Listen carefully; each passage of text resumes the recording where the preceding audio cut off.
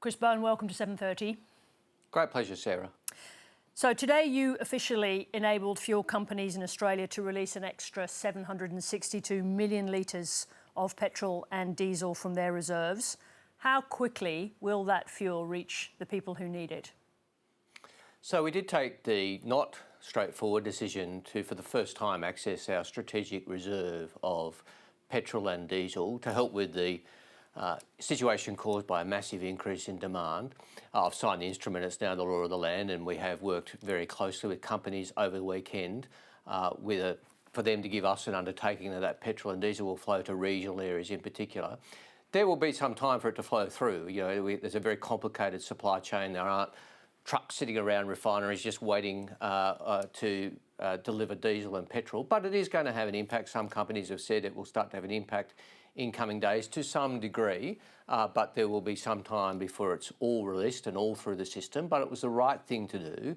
It's the strategic reserve, which we set up in 2022, is for a rainy day, and it is, this is the circumstance to call on that and to try and deal with some of those very concerning, unacceptable shortages in rural and regional areas in particular. Isn't that the reserve that was put in place by the previous coalition government? I signed the regulation to bring it in. The previous government didn't do that. It was passed in a bipartisan fashion through Parliament as bipartisan legislation, but it had not been implemented until we came to office. Until then, Sarah, it had been the policy of the government, of the Liberal government, to hold our reserves in Texas and Louisiana. And while it will take some time for the fuel to flow from Geelong and Lytton in Brisbane, it will be a lot faster than if we had kept with the previous government's approach of keeping our reserves in Texas and Louisiana. Nonetheless, I'm just going to stick with that point that it was an endeavour of the previous government. But let's move on. There's a lot of panic around at the moment. Is it your position that we do not have a supply problem for fuel in Australia? Well, they're the facts. Every ship that we've expected has arrived. And that's why I completely understand people's concerns, and I completely understand what people would say. How can we not have any supply problem but there be shortages? I completely understand that, particularly for those Australians in rural and regional Australia who are seeing empty service stations. But what I say is let's be clear on the facts. And that's, everyone is better off if we do that. Every ship we have expected to arrive has arrived. We continue to talk to the refineries about that and plan for the future. The refineries are working well. As the figures I released yesterday show, in Australia we have 2.7 billion litres of diesel, 1.5 billion litres of petrol. We have that in Australia at the moment. What we do have is a 100% increase in demand in just a few days. Any commodity, whether it be petrol, diesel or anything else, is going to run short in some areas if you get that big spike in usage. Not actually people using petrol, but people buying petrol. And that's why, while I understand people watch the news and see ships being blown up in the Strait of Hormuz and worry about it, let's deal with the facts. Others are scaremongering, others are playing politics. We're just dealing with the facts, working with the industry, providing whatever support we can.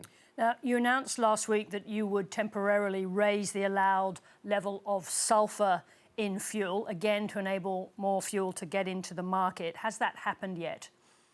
Yes, this is a process which would normally take around 18 months under the legislation to work through. We've done it in about 3 or 4 days. I've signed the regulation earlier today. This is the government working very quickly. This was first raised with us by Ampol on Wednesday as a potential that they could supply about an extra 100 million litres a month. We worked that through carefully.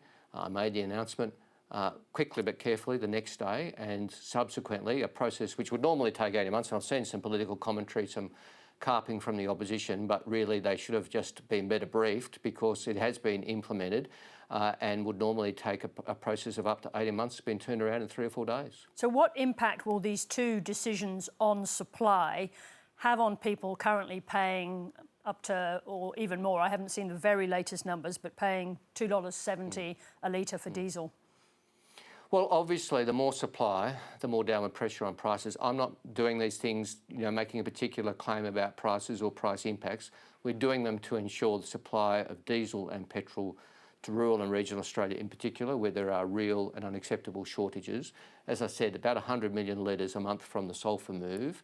And as you said, 762 million litres in total from the strategic stockpile reserve. That's the total. Obviously, putting that amount of petrol and diesel into the market will help primarily with supply. It will also help with prices or downward pressure on prices. But the biggest impact on the price of petrol, as previous ministers have said, and they've been right, and I will say, is always going to be the global oil price. That is elevated at the moment and will continue to be elevated, for the foreseeable future. So what will happen to the diesel price if there is no resolution to the crisis blocking the Strait of Hormuz?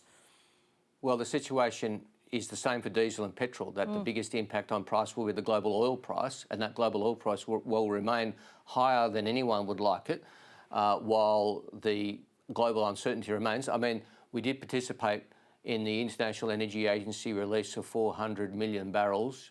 I can tell you that now 412 million barrels have been released by International Energy Agency members, including us. So that's going to have some good impact. That's the biggest coordinated effort ever in the history of the International Energy Agency since it was formed 50 years ago. So that's going to counterbalance some of the pressures, but the pressures will remain and the uncertainty will continue to cause the oil price to be higher than anyone would like. So I know that you have to be very careful about panic. It's one of the biggest problems you face at the moment. Nonetheless, people need to prepare for the future. What sort of prices could we see if oil stays at the level it's at or goes up further? Well, obviously, as you said correctly, Sarah, petrol and diesel are very expensive at the moment by any standard. We are going to see that continued pressure in the system. Obviously, we all want to see the situation resolved in the Middle East as quickly as possible. That's the preferred outcome on many levels for many reasons, not least of which is it would see the oil price return to more normal levels. I don't think we've yet seen the full impact of the IEA decision flow through. Obviously, that's only just happened. Countries like Australia and others have released a lot of petrol and diesel back into the market from strategic reserves. That was designed to put downward pressure on prices. I think we will see some of that, but obviously it's in very difficult circumstances. You made it clear that the situation, obviously, in the Strait of Hormuz is having a direct impact on the situation in Australia. Why won't the Albanese government then, why did they make a decision not to send naval assets to the coalition that President Trump wants to build to accompany tankers through the Strait of Hormuz? Well, we haven't received a request, Sarah, but also we have focused on supporting our friend and ally, the United Arab Emirates, with the E7. There's a contingent of 85 defence personnel associated with that. It's no small undertaking. I can tell you the E7 is already up and running and doing its job. That's a different question, if I may. That was well, it's a related question, if I may, Sarah. It's a protecting the defensive capability of the United Arab Emirates. This is a question about the coalition to secure supply, tanker supply through the Strait of Hormuz. But it's related, Sarah, because we got the request for the E7 and could dispatch it pretty quickly. We've not received a request for a ship. And, an Australian ship would take weeks to steam to the Middle East to prepare and get there and play a role. And obviously, we are better placed to support things like supporting the UAE with many thousands of Australians in the UAE as we speak, and to support that entirely defensive action by sending the E7. That is how we can best participate, in our judgment, at this point in the dispute in the Middle East. Chris Bowen, thank you very much indeed for joining us. Great pleasure, Sarah.